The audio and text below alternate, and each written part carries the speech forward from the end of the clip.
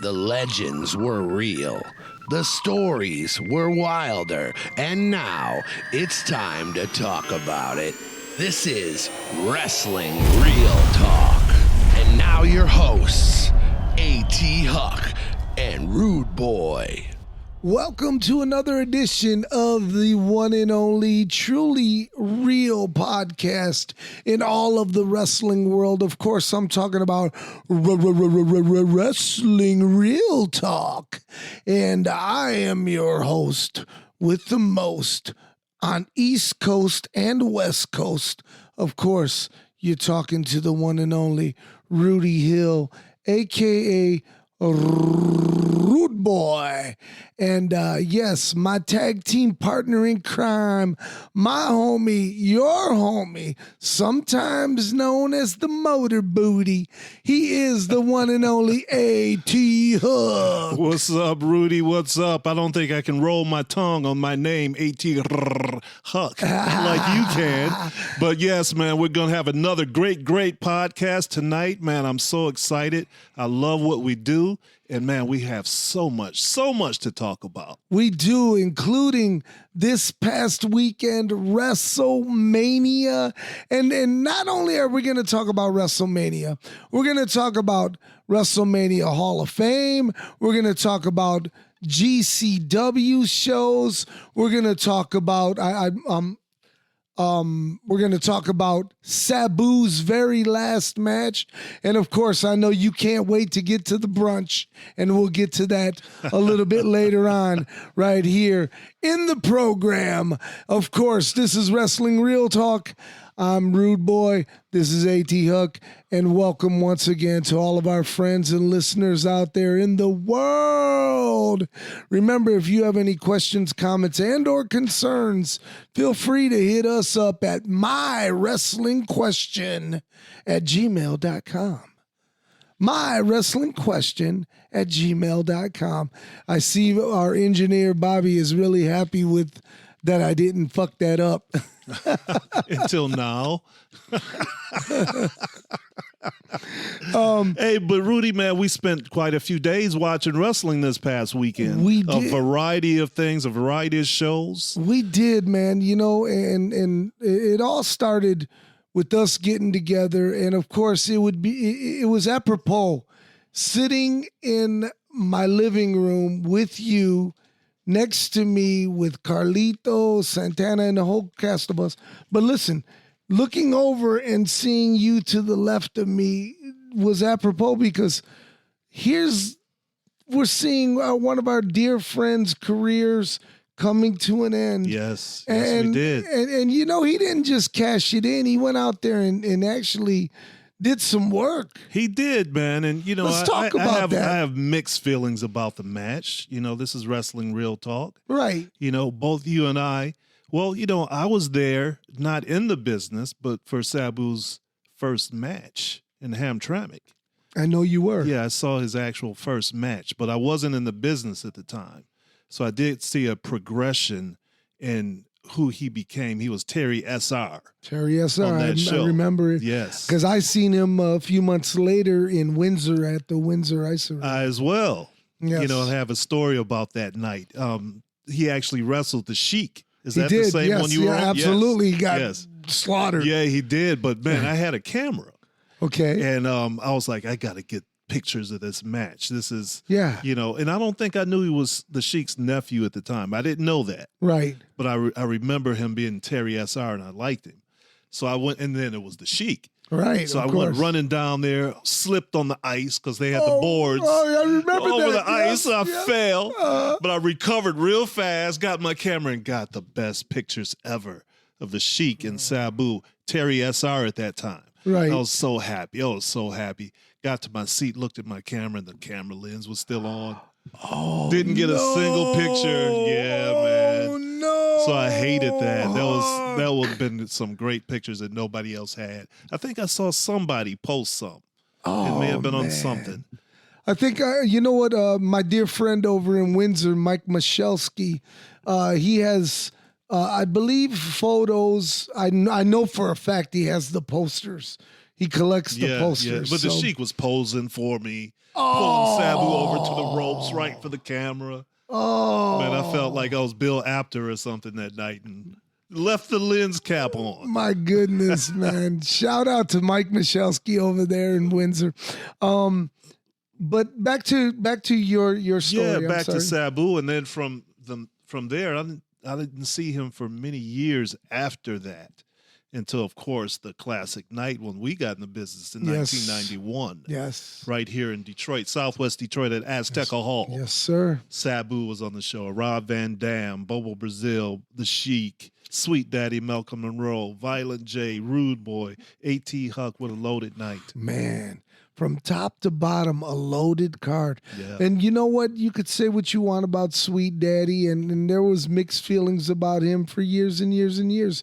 But I'll tell you what, when you put together a card like he did on that very first night, that was a who's who of the independent area. It was, and just great memories for both of us. Absolutely. But there were, 3 shows that spring of 1991, January, February, and March. Yes. So that was our opportunity to work all 3 shows with Sabu. Yes, absolutely. On those shows. Not only that, and to be with, the Sheik, because we loved him, and Bobo. And Bobo and Mohammed Saad. Mohammed Saad was there as well. Yes, yes. But then from there, later on that fall, we traveled to Indiana. We sure did. Me, you, Joe, and Frantic Frank. Yes, sir. And we worked on, I believe the promotion was run by Rock Parsons. Right. From Parsons the Video. From Parsons Video, yes. But that was his show, I believe, or he co-promoted the show. Right. But that was the infamous show where Sabu broke the chair over Snake Man's nose. God. Just leveled him. Snake Man was laying on his back on the canvas. Blood everywhere. Blood shot up onto my ref shirt. The Sheik's throwing chairs into the ring. It was a wild night for the 7 people that were in that building. 7 people, probably including us, the workers. Right, go sit ringside. Oh, but who was sitting there was Moose Sholak. Moose Sholak. Yukon Moose Sholak. The one and only. He was there in the house. You could smell him everywhere. You could smell him. He didn't have the moose head with him, though. Well, he didn't need it. He didn't need it. Yeah, but that was way back in 1991. Early, I won't say it was early on in Sabu's career, because he started in the early in the 80s. In the 80s, and this was 1991. Yeah, I think he started in like 87, and like in the Hamtramck area. I think in 85. 85. Yeah, 84 or 85. Yeah, because I went to that one.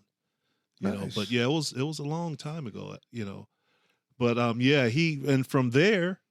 After those shows in Indiana, he worked some Michigan shows for Sweet Daddy. Yes. Of course, the infamous match with Too Cold Scorpio. Where the ring collapsed. We told that story, and let me tell you something. That is one of the classic nights in Michigan wrestling history. That's right. It is. It truly is. Then from there, he ran his own shows. At Lincoln Park under the NWA banner. Yes. And he worked the likes of Chris Benoit, yes, Al Snow, and Taz. Yes. And he had a few shows at Inkster Community Center. He did, indeed. Cactus Jack Against Sabu was one of those classics that I was happy I was there to see. And somebody I know has a broken table from that night, and he cherishes it with all of his heart and soul. Who would that be? I can't tell you that. But I just know that for a fact that there's somebody who cherishes their broken table from Sabu and Cactus Jack in Inkster. That's awesome, man. Yeah, but he, like I said, ran several shows here in Michigan. And in Ohio for Al Snow. He worked there, but Sabu was getting all over the place. Him and Rob and maybe Judge Dredd went down to Memphis. Right. They did go down to Memphis, and they were calling Sabu Samu. They did it first. Yes. They did it first, but and they then corrected it. They corrected it later on.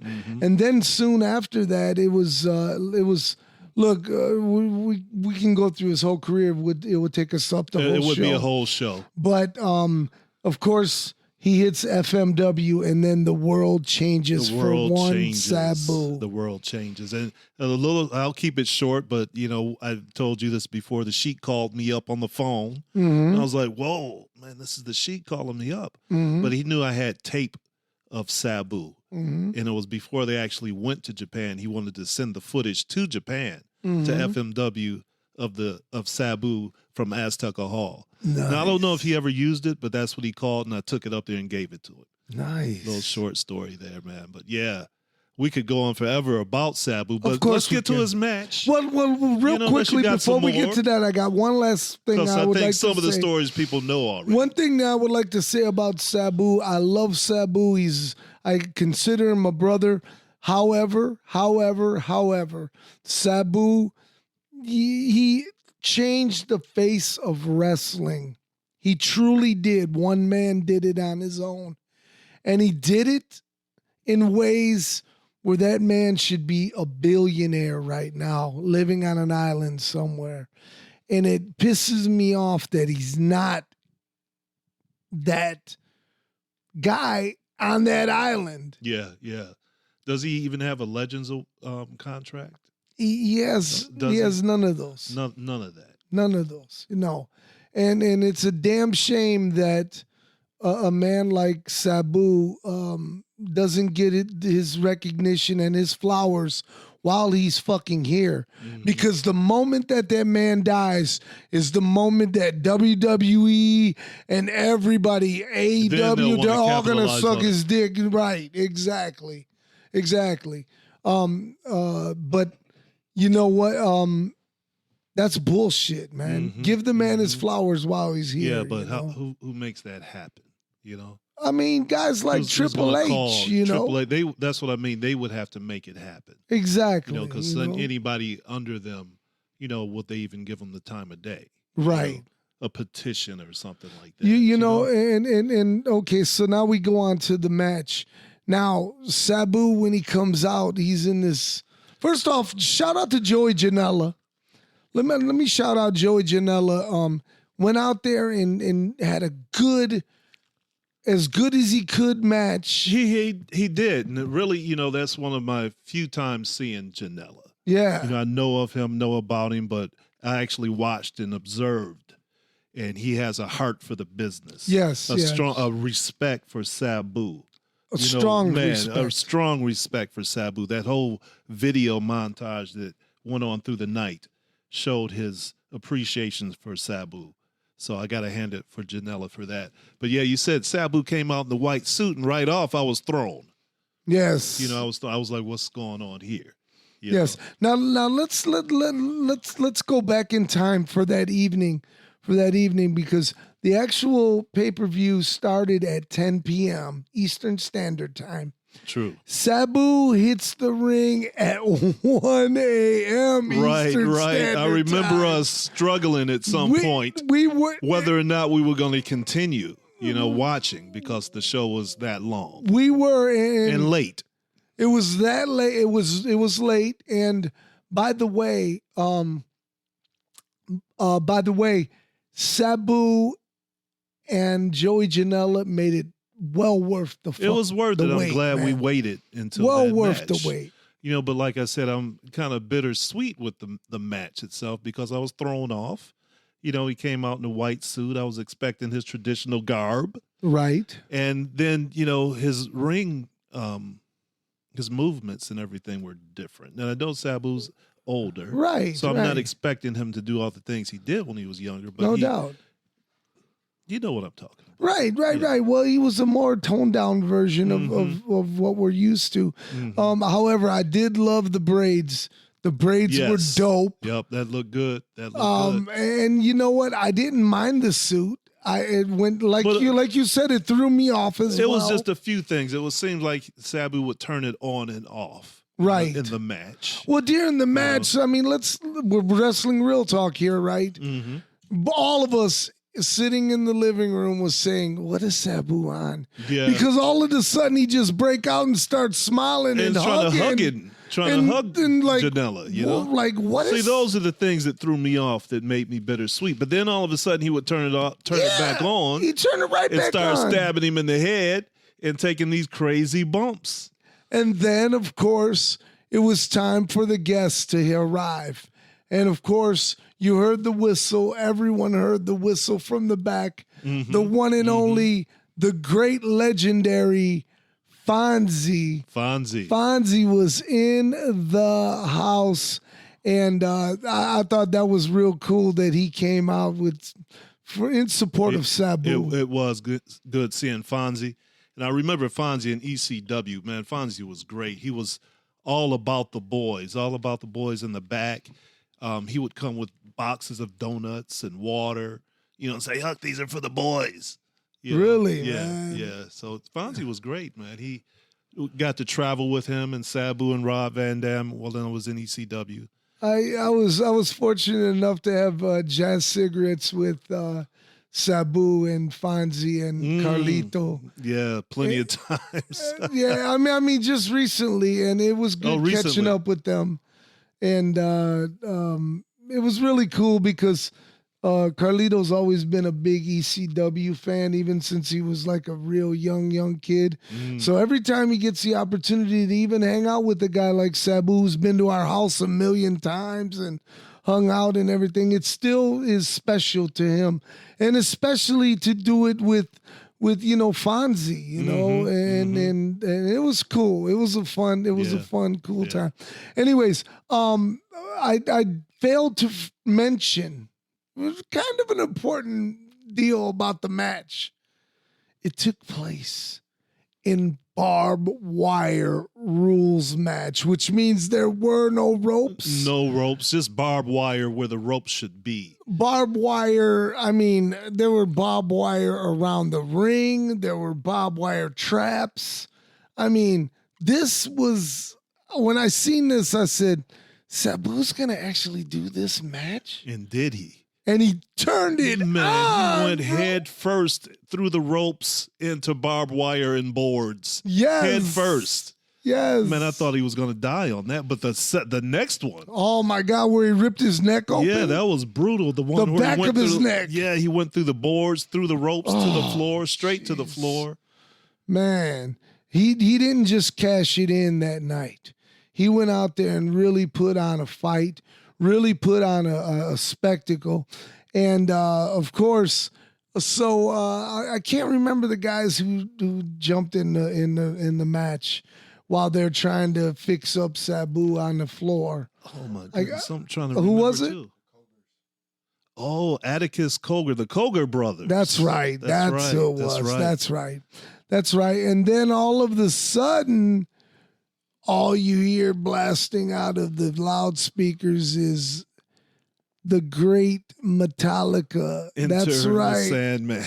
And here comes Sandman. And I got to tell you once again, our living room popped as if we were in that fucking building. Yep. It was exciting. It was fun. And there he was, man. And here he comes. And he's not swinging the cane like he used to. Didn't it take at least 3 to 5 minutes? Dude, it took him to play the song twice. And that's a long song, Sandman. And everybody just standing waiting. Yeah, but it was great, but it took a long time. Well, maybe that was him doing his kimono on a lay to take off the fact that Sabu's neck is wide open. Right, stalling. Shit hanging out of it. Giving it some time. Right. Had to tape it up. Try to get that crazy glue to stick, man. Wonder if he did that. Anyways. But yeah, man, it was pretty crazy. Okay, so anyways, Sabu is over after Sandman. Everybody's celebrating. What a great show. It was a fun show. Of course, we left out a whole bunch of stuff because we got a lot of stuff to talk about. A lot of stuff to talk about. So then we decide, let's check out what's going on the WWE Hall of Fame. Ooh, doggy. Man, was I sick to my stomach after watching my homie's great career come to an end, which was bittersweet because I love Sabu and I don't want him to come to an end. But I understand that that's what happens in life. Yep. And then when I go over to the WWE Hall of Fame and I'm seeing this. Who was on when we first turned on? It was Triple H. Triple H. No. When we first turned on, it was The Undertaker. The Undertaker. And that's the Undertaker right. is just sitting there putting over his girl, Michelle McCool, for this unfucking deserving Hall of Fame award. I mean, wait a minute. You're going to give her that award, but not Miss Elizabeth? You're going to give her that award, but not King Kong Bundy? You're going to give her that award, but not Demolition? But he just went on and on what seemed like 25 minutes about Michelle McCool. Like she had all these great accolades in professional wrestling. Yeah, she was Divas champion. Yeah, okay. Bro, I couldn't even tell you what era she wrestled in. Yeah, but the way that he made it sound like she was the greatest female wrestler of all time, to talk about her for that long, and to put her over in so many different ways in wrestling. And, I don't know her, but I don't this know seemed her excessive to me. I don't know her either, but so in other words, you get a Hall of Fame award for banging the Undertaker. That's how that works these days. I don't know, man. Like that was said, that was straight. It went on and on. And that was straight and bullshit. That Undertaker still makes calls like that, even though he's not even in the company. Yeah, that was pretty obvious and not cool. Right. And like you said, so many other people have been left out. I mean, this Ivan Koloff all this time for the first time. Jeez, man. The Russian bear. And then he has to go in on some legacy award, man. That's Ivan Koloff, the former WWF World Wait a minute. Champion. He broke Bruno Sammartino's streak. He broke it, man. His, 9 years at that point? 9 years as world champion. Mm-hmm. The Russian bear took it away, man. Right. And you're going to honor her? Right. I don't understand it. I'll never understand it. But on top of the Undertaker going on forever, she in turn gets on the mic and spends equal amount of time talking about her. And him, yes. So it seems like they took almost close to an hour, at least 45 minutes between the two. It was close to an hour, but it had nothing on Triple H's almost 2 hours. Almost 2 hours. And let me tell you something. I watched it with my brother John a couple days ago because I couldn't stay up watching it. So we rewatched the whole award ceremony. Shout out to Lex Luger, man. Congratulations. Lex Luger's a total package. Congratulations. You deserve it, brother. I'm glad they didn't put you in on some bullshit legacy stuff. You deserve it. You're the former world's champion. You went through a lot. You paid your dues. And, man, I ain't got nothing but love for you right here, man. I'm telling you that right now. And for all of you guys who are listening right here on Wrestling Real Talk is that a man can change his ways. And I do believe Lex Luger has in the good. Yeah, I agree. He without sin throw the first stone. Absolutely. Lex Luger, had a fabulous career in professional wrestling starting out in Florida. Yes. For the Grams, but had an amazing football career before that. So he, not just as a work, he was the total package, but he was a total package athlete. He was an athlete, yes, sir. As well. And being a part of the Four Horsemen. Yes. United States heavyweight champion, managed by Harley Race. Just great things. The narcissist in the WWF at the time. And a lot of people, they asked me, because they asked me in my opinion about Lex Luger going into the Hall of Fame, and I thought it was long overdue. And then they were like, "So, what do you feel about Miss Elizabeth and Lex Luger's what happened with that whole thing?" And let me tell you something. Miss Elizabeth was 40 years old. She was not a child. She could make up her own mind, I was about bro. to say the same thing. He didn't forcibly give her anything. Make her take anything. Thank you. Probably nothing that he wasn't doing himself. Exactly. Exactly. You know, so when you have I don't two condone addicts, it, but you know, hey, they're adults, and you know, when you have two life. Adult addicts going at it the way that they were, someone's bound to die, and that's a sad thing, and that sucks. And it really sucks because she needs to be honored by the WWF at some point. Right. She really does. And while we're speaking of females that need to be honored by the WWF, I would be remiss if I sat here and didn't say one Joni Lara, a.k.a. China. China, for sure, man. The way she came into the company, you know, it's kind of a little side project almost, and developed into what she ultimately became in the WWF was amazing. You know, she changed herself from, what was she, like a bodyguard? She was for DX. For DX, you know, yes. no talking. Right. You know, looked different. Yes. She had that big ass jaw. Big jaw, and she had had surgery. Looking like Sergeant Slaughter. Yeah, she did. She did, but she had that changed. Yeah. And, you know, tried to remake herself. She did. She tried to be more feminine, and she looked beautiful. I thought she did. I really did. Eddie Guerrero. Eddie Guerrero, Mamacita. Exactly. You know, so she was the eighth wonder of the world at that time. Yes, absolutely. And first female intercontinental champion. Yes, it's true. Yeah. Shout out to China, and shout out to those who really should be in the WWE Hall of Fame. And I also enjoyed the speech from Fred Ottoman. Which is better known as Tugboat. Yes. And I think they should have mentioned the Shockmaster, though. Yeah, I do too. Yeah, because that was iconic, even though it was probably one of the first, what do they call them, bloopers? Right, or botches. Yeah, botched. Botched. You know, yeah, that was one of the first, but yeah, it's an iconic botch. It is. You know? It is. In fact, they made action figures of it and everything. That's pretty cool, yeah, you know? So that should have been talked about. But anyways, I thought those guys deserved that award. I thought that was really cool. Dory Funk Sr. And I missed that. I'm going to have to go back and watch it because I was a huge Funk fan. Well, you'll hate it because they don't even let Dory Jr. talk. So they just show the family sitting in the crowd. Hey, how you doing? Wow. Okay. It's like, damn it. But they do put over the Funks. They do put over Dory Sr. In a really classy way. And they also did the same for Kamala. And Kamala was long overdue. And again, on this bullshit legacy award.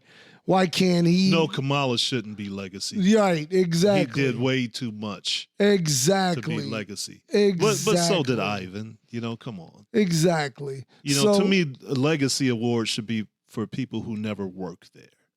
Thank you. You know, I don't think like Wild Bull Curry may have worked the WWF. Right. You know, so Abdullah the Butcher. Yeah, that's a legacy award. Right. You know, wrestlers like that never worked for the promotion. Right. I mean, and Kamala was in how many main events? Yeah, so many. Hogan, Andre. I mean, that guy went on, and I was happy to say that I stepped into the ring with him a few times. You did. And I love the man, and I miss him dearly. If he were still alive, I most definitely would be doing business with him. I think I refereed you and Kamala. You sure did. You sure did at Hollow-Wicked. Yes, I did. We had a good time, man. You always at my iconic matches, man. I love it. Okay, so anyways, back to our weekend. Okay, so I watched the Hall of Fame. Like I said, out of a 10, I give it a 4. I give it a 4 because watching Triple H kiss his own ass for 2 hours was enough for me. So this brings us to night number 1 of WrestleMania. And the very first match, my pick to win and retain was Gunther against Jey Uso, and you were right from the start adamant. I knew Jey Uso was winning that match. You know, he's so over with the crowd, and if he hadn't won it, that would be the end. I don't think Gunther losing makes that the end. Who the fuck is Gunther? Gunther. That's how I say it, Gunther. That's how you say it in Germany and Austria, Gunther. Gunther. Gunther. Americans say Gunther. Gunther. What a great match, though. It was. But that tap out was premature and it was weak. That's one thing I didn't like. I didn't like Gunther tapping out. Right. You know. Let him pass out. Yeah, maybe. I don't even like him submitting. Fight to the death, whatever the deal is. And the way he tapped out was so nonchalant. Like, I would rather for it have been Trouble in Paradise and a splash off the top instead of Gunther tapping. Agreed. You know, something like that. Agreed. But I see a change. Something's going on with Jey. Right. You know, I've been watching his exit from the ring, and he's kind of demure. Okay. You know, he's not, oosing it up. Right. Like he used to. Have you noticed that? Right. He wasn't doing it on Monday Night Raw. Yeah, either, on Monday man. Night Raw when he left with his brother, and who else was out there with him? Sami Zayn. Sami Zayn. Yeah. You know, it almost seems like I was expecting him to hit one of them with the belt. That's what Carlito said when we were watching. Yeah, something's going on. That's crazy. Yeah, I agree with you about that. Let me tell you something. Good match. Good way to start off WrestleMania. A shocker to me, but A.T. Huck, you were right once again, my friend. And new champion, Jey Uso. Good match. Then takes us over to one of the other matches. And I'm bouncing around. Yeah. I'm bouncing around because we're for time constraints, of course. You're gonna have to call him because I don't remember. Go ahead. See those jazz cigarettes, Freddie. What? Freddie told you to stay away from those jazz cigarettes. I don't even know what that is, man. Shout out to you, Captain. Anyways, so check this out. One of my favorite matches of the night. And I mean this from the bottom of my heart. And I didn't think I would like it very, very much. Let me see what this is. What is this? But it is the newest luchador in WWE history. And his name is Grande Americano.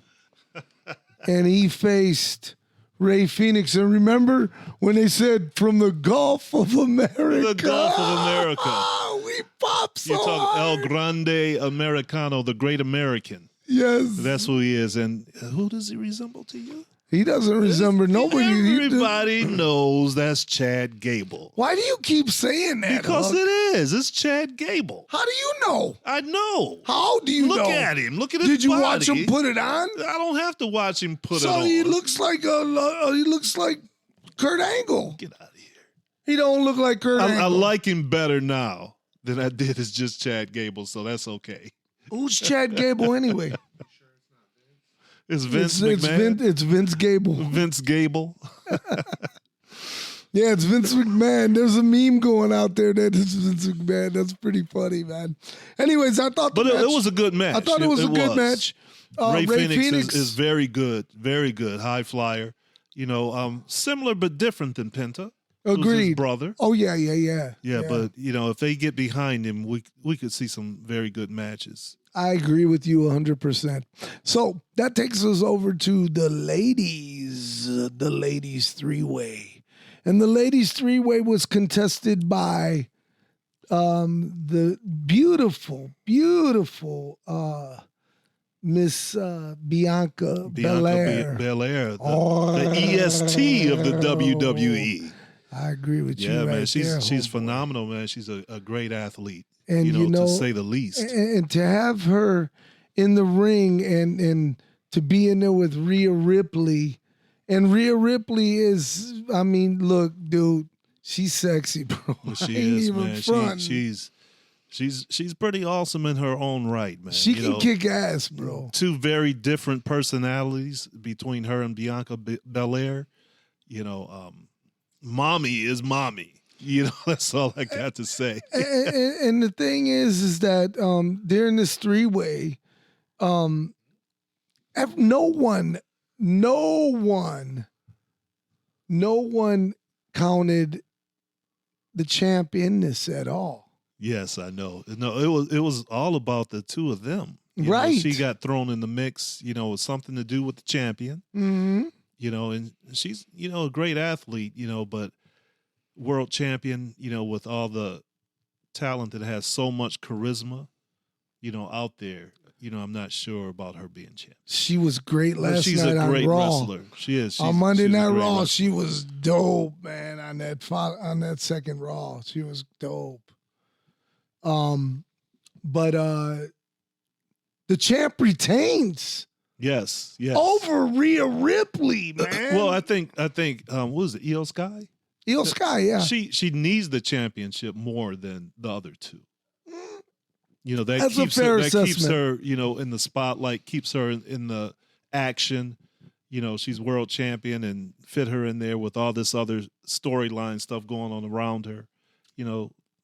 I guess it was a good idea. Okay, that also brings us to new tag team champions, the New Day. Yes. Yeah, I think we both called that. We did. We both called that. New Day.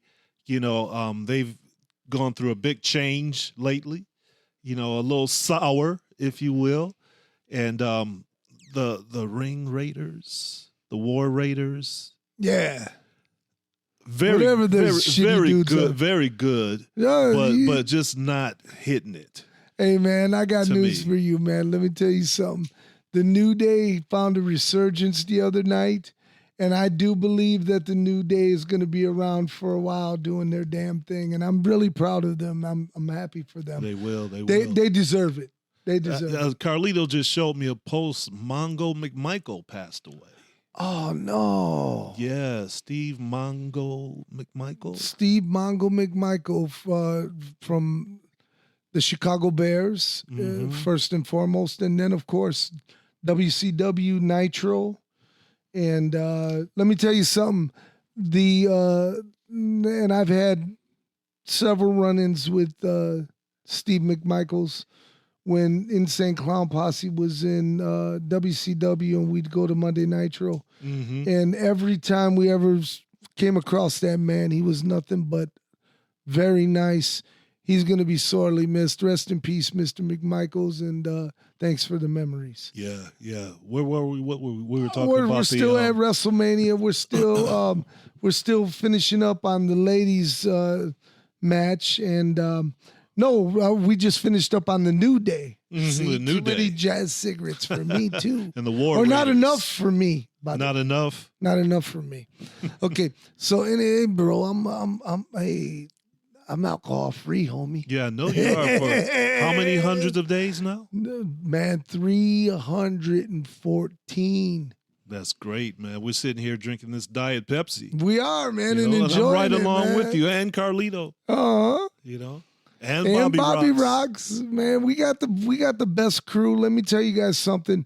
Before we go any further, man, let me shout out our sponsor. Sponsor number one, of course, ace number one in the whole wide world, Throwdown Theater. Go over to Throwdown Theater right now on YouTube. Subscribe, like, and check out all of the cool content, including the great Super Oprah from IBW in International Big Time Wrestling from last week at the first ever bouts at Taqueria El Rey. You do not want to miss it. This is a cool match, and it's being brought to you by Throwdown Theater. Check them out. Well, of course, check out Throwdown Theater's catalog, man, because we got the coolest shirts. We got the coolest stuff. And, of course, we're going to be giving away cards of Arriba Luis Martinez. And that is on Saturday, May the 3rd at Derby de Mayo and that's happening at Batch Brewery on Porter and Trumbull in Southwest Detroit, Corktown. Make sure you get yourself there and get your free trading card from our sponsors at Throwdown Theater. Back to WrestleMania. Now, I'm jumping around now because I'm mixing up last night with the second night. That's okay. Second night, I got to tell you something was really, really fun for me. I thought it was the better night of the two nights, and it was fun because a young man that I predicted a long time ago was gonna do big things, and he is doing big things, and I'm proud of him. And he's a Chicano Mexican American, man, and he makes me proud to see him on there doing the damn thing. And I'm talking about Dominic Mysterio winning the Intercontinental Championship. And from Steiner and from who was the other dude? I'm trying to remember. Finn Balor. Finn Balor. Finn Balor yes, was all yes. in the match, and Penta was also in the match. Man,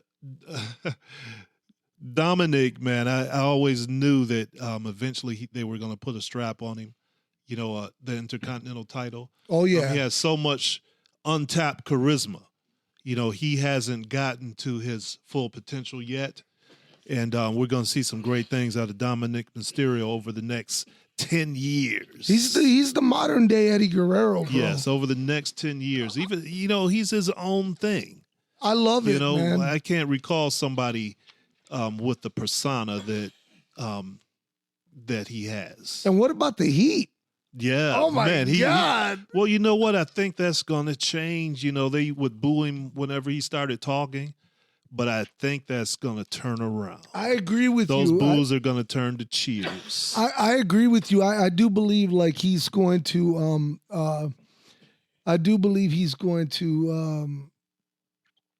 he's going to find his way, and I do believe he's going to become a babyface again. Yeah, it's coming.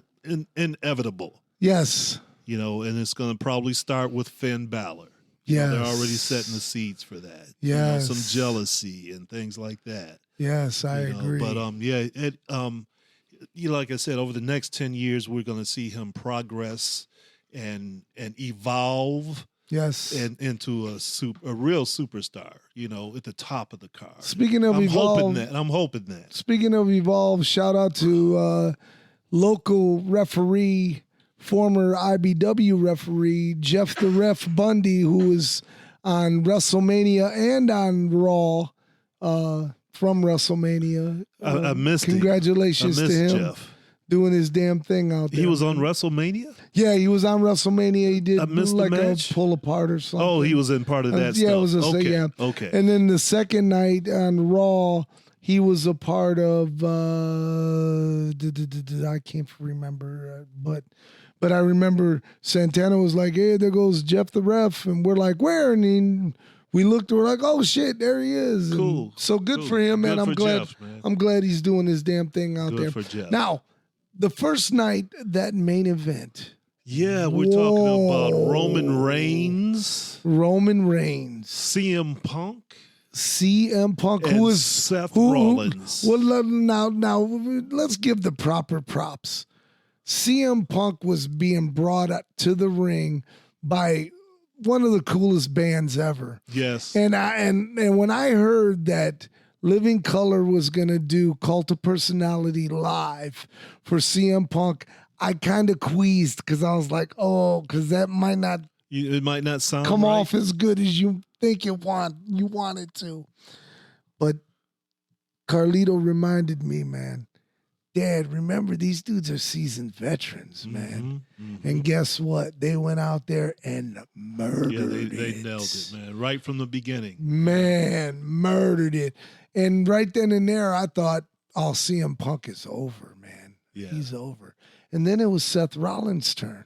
Right, man. And I like Seth. I just don't like his outfits, man. Yeah. I don't like all that puffy, fluffy looking stuff that he's been wearing with the big collars. And our fans don't know this, but, once upon a time, me and Seth Rollins, he was At the time he was Tyler Black.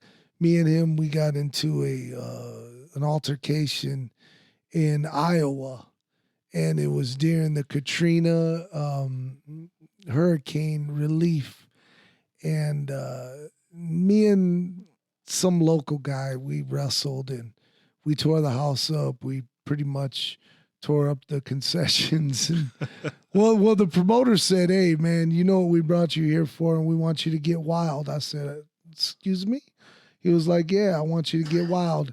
And I was like, "Oh, I could do that." That was like giving you a credit card. Exactly. Go get what you want. Go. So anyway, so the police thought it was real, and they busted into the place where they were having this fundraiser, and because people in the crowd were calling the police. This guy's really stabbing this guy. And anyways, long story short, they came in and shut the show down. Well, before Tyler Black got to go out there and roll around in his bikini diaper, he felt the need that he had to tell me what a disgraceful match I had because they shut the show down because he doesn't like hardcore wrestling. And at that time, I amongst to tell him to go fuck himself and get out of my face with a big glob of spit and blood in his face. At that point, he comes charging after me. I charge after him. Samu of the Great Wild Samoans gets in front of me, blocks me. Ian Rotten of the Great Ian Rotten. Of the Great Ian Rotten. Like he's a band. He gets in front of Tyler Black and actually grabs him by his throat and says, "Don't you ever speak to a veteran like Rude Boy again like that." Unbelievable. And I just remember I was like, "You better listen to your boy, man, because you're going to get fucked up." And I left to the hotel. Next morning, I went to the airport. I talked to the promoter, and the promoter was like, "Man, dude, when I told you to go wild, I didn't mean shut the fucking show down, bro." I was like, "Hey, bro, when you tell me to go wild, wild it is." That was in an area where stuff like that happens. You know what I mean? Can still happen. You know, here in Detroit, that people think that they're too sophisticated. You know, now they want to clap. Exactly. I like riots. I want people to run. Shout out to the guys out there in Iowa. They were great. They truly were. Oh, that's right. That was his hometown. That was his hometown. Yeah, it was. Right. It was. He did some kind of an autograph signing the day before. So I flew into town that day. And I said, "Let me go see how many people's in line to meet this guy." And there was no line. And he was sitting there by himself. Hang on a minute. So at that point, I'm like, "Oh, fuck this guy." But anyways, let me also say this. Nobody then, though. Let me also say He this. wasn't nobody. Let me also say this, if I may. Congratulations to the man he became and the millionaire he's become. Oh yeah, he's earned it, man. He's over with the crowd, and my only, thing is, like I said, I don't like his outfits, a little over the top. I like over the top, but that just doesn't do it for me.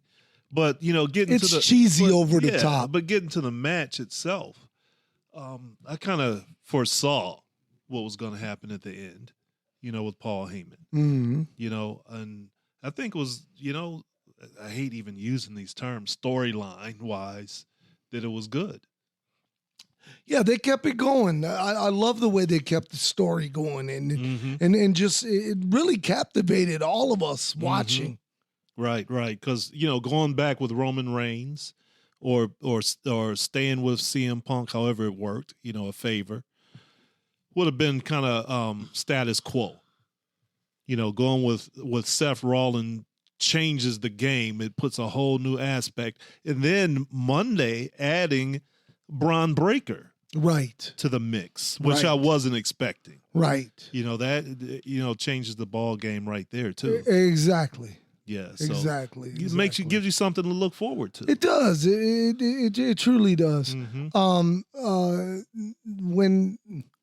When they finally get to the end of the match, everyone's confused because who is Paul Heyman going to give the chair to, man? And of course, we all know that he gives it to Seth Rollins, and Rollins is over.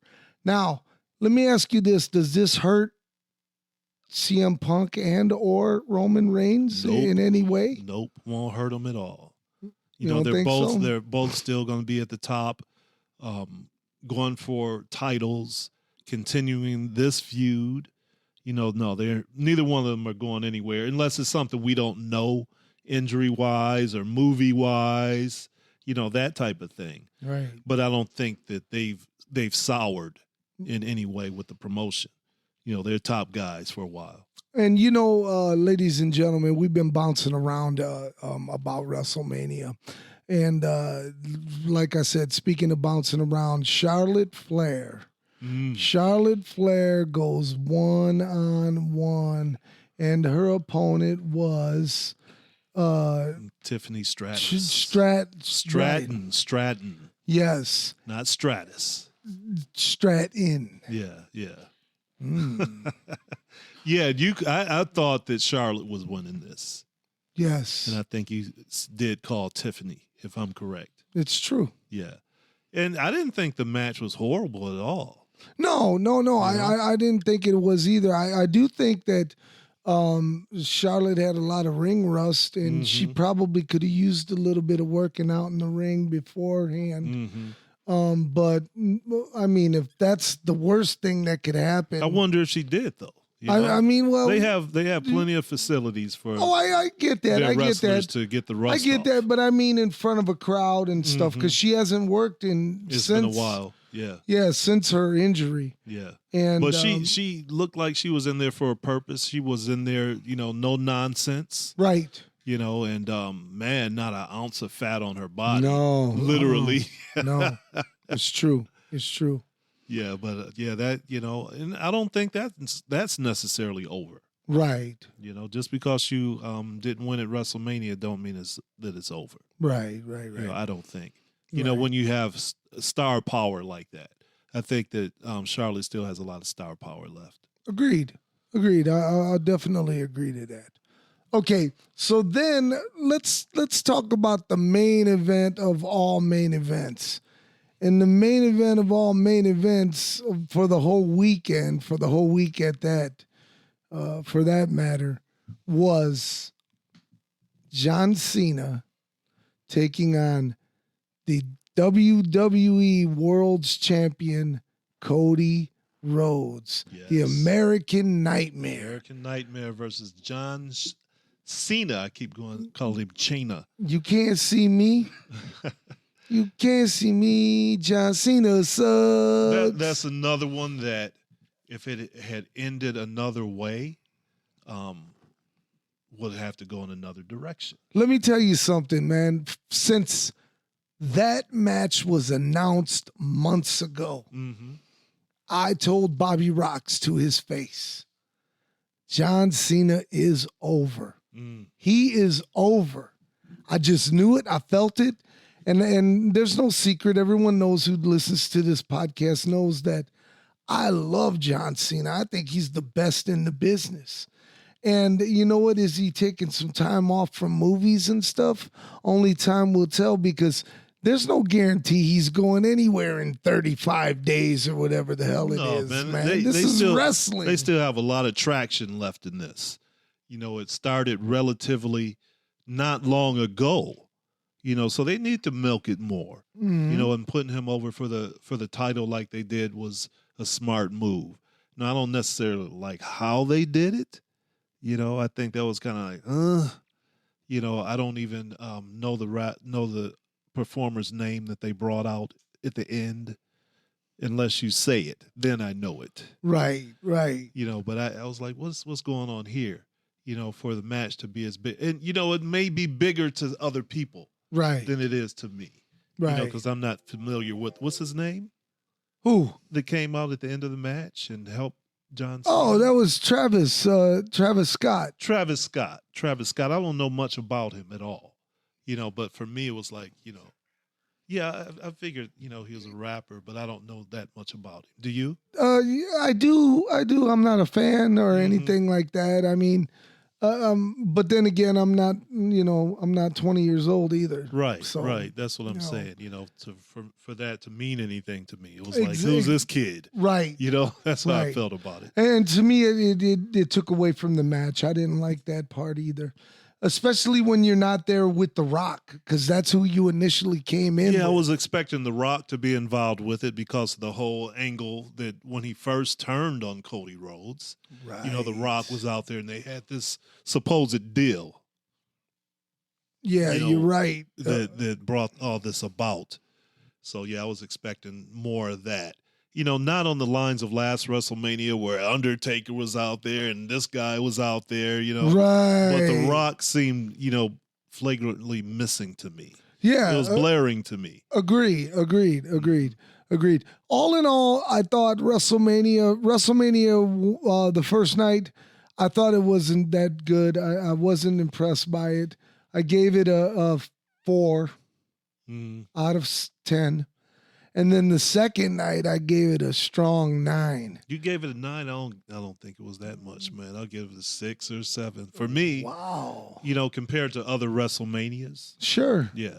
Sure. This, it was lackluster. I'll remember a few things about this. The thing for me is that night number 1 especially was like a glorified Raw that I could watch on any Monday night. Mm-hmm. So I wasn't very impressed by it. But nevertheless, man, WrestleMania is in the books, as is this episode of Wrestling Real Talk. We'd like to thank you guys for joining us. We'd like to thank you guys for being a part of what we do right here at Rocks TV. Of course, that's the flagship.